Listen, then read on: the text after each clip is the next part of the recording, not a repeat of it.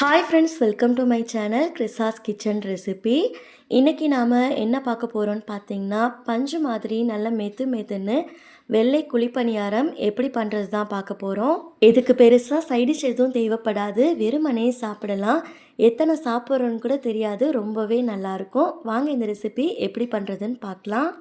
First இந்த recipe பண்ணுறதுக்கு ஒரு பவுலில் 1 கப் அளவுக்கு பச்சரிசி சேர்த்துக்கோங்க. வீட்டில் இருக்க எந்த கப்பு வேணாலும் யூஸ் பண்ணிக்கலாம். அதே கப்பாலேயே மற்ற பொருட்களையும் நீங்கள் அளவாக எடுத்துக்கோங்க.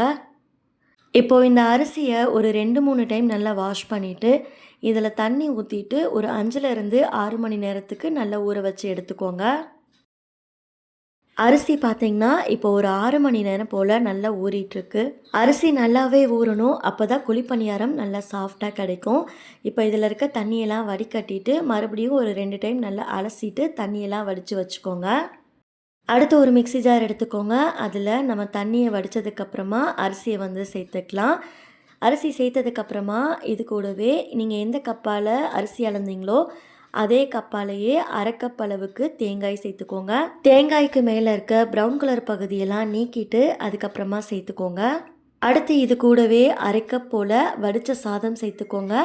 நீங்கள் குக்கர் சாதம் கூட இதில் பயன்படுத்திக்கலாம். இப்போது இதையெல்லாம் சேர்த்ததுக்கப்புறமா இதை எந்த அளவுக்கு நல்லா ஃபைனாக அரைக்க முடியுமோ நல்லா நைஸாக அரைச்சி எடுத்துகிட்டு வந்துடுங்க.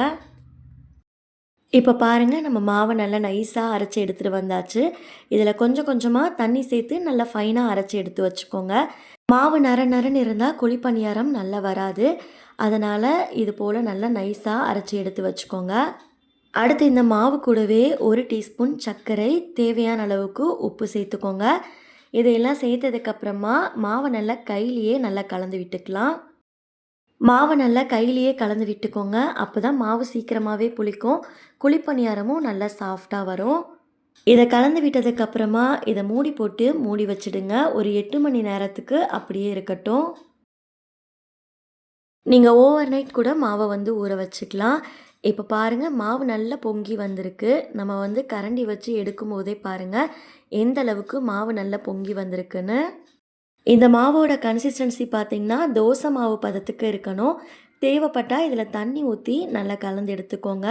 இதில் தேவைப்பட்டால் நீங்கள் கொஞ்சமாக ஒரு பிஞ்ச் அளவுக்கு பேக்கிங் சோடா கூட சேர்த்துக்கலாம். நான் வீட்டில் குழந்தைங்க சாப்பிடுவாங்கங்கிறதால பேக்கிங் சோடா எதுவும் சேர்க்கல. அடுத்து பார்த்திங்கன்னா நம்ம குழிப்பணியாரக்கல்ல கொஞ்சமாக எண்ணெய் ஊற்றிட்டு இதை ஃபுல்லாக எல்லா குழியிலையும் படுற மாதிரி அப்ளை பண்ணிக்கலாம். அடுத்து நம்ம எல்லா குழியிலையும் மாவு ஊற்றிக்கலாம்.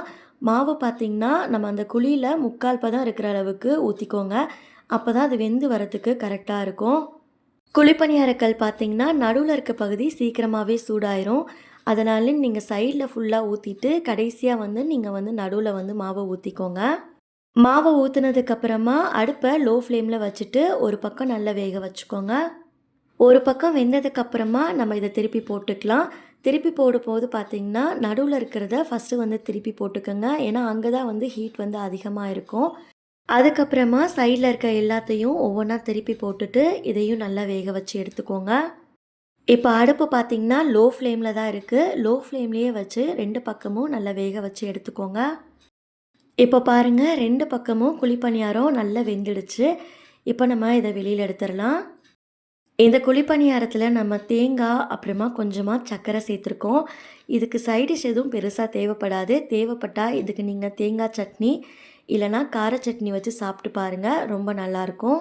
நான் பார்த்திங்கன்னா தேங்காய் இல்லாமல் வேர்க்கடலையும் பொட்டுக்கடலையும் சேர்த்து சட்னி ட்ரை பண்ணியிருந்தேன். ரொம்பவே நல்லா இருந்தது. அவ்வளோதான் பாருங்கள், வெள்ளை குழிப்பணியாரம் சூப்பராக தயாராகிடுச்சு.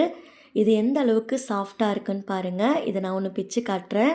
வீட்டில் ஒரு டைம் ட்ரை பண்ணி பார்த்துட்டு உங்களுக்கு எப்படி வந்ததுன்னு மறக்காமல் உங்களோட ஃபீட்பேக்கை ஷேர் பண்ணிக்கோங்க.